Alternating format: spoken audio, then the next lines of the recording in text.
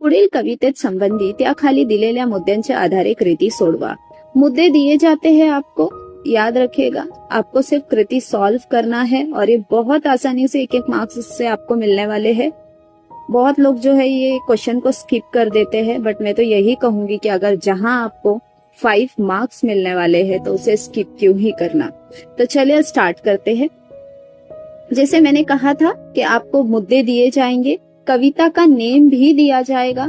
जैसे यहाँ है कविता, नेम दिया गया है अंकिला मी दास तुझा, याद रखिए 5 मार्क्स का है ये।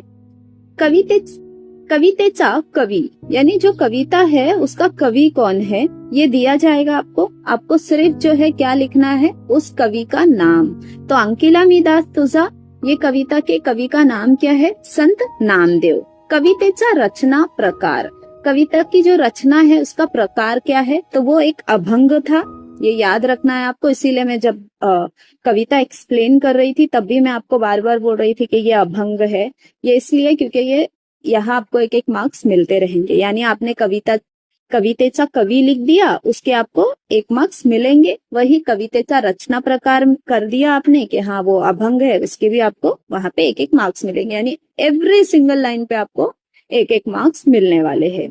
कवितेचा काव्य संग्रह, अब काव्य संग्रह क्या है, तो ये आपको लिखना है सकल संत गाथा खंड पाहिला, यानी श्री नामदेव महाराजांची अभंग गाथा। ठीक है, ये आपको लिखना रहेगा, सिर्फ आपको ये यहाँ तक दिया रहेगा काव्य संग्रह कवितेचा विषय। अब कविते का विषय क्या है वो भी आपको लिखना रहेगा। देवाला आई मानून देवरूपी मातेने बाळाचा, म्हणजेच आपला सांभाळ मायने करावा अशी विणवणी करणारा हा अभंग आहे। विणवणी मैंने पहले भी कहा था, विनती को कहा जाता है विणवणी, यानी कि जैसे उस अभंग में, उस कविता में संत नामदेव जी ने बहुत सारे उदाहरण दिए थे, हिरनी का है ना, पक्षी का, आई का, तो ये सारे उदाहरण देकर उसने देव से कहा था कि ये जैसे ये लोग अपने बच्चों से प्यार करते हैं और जब मैं संकट में रहूंगा तो मैं भी चाहता हूं कि आप मेरी तरफ दौड़कर आइए।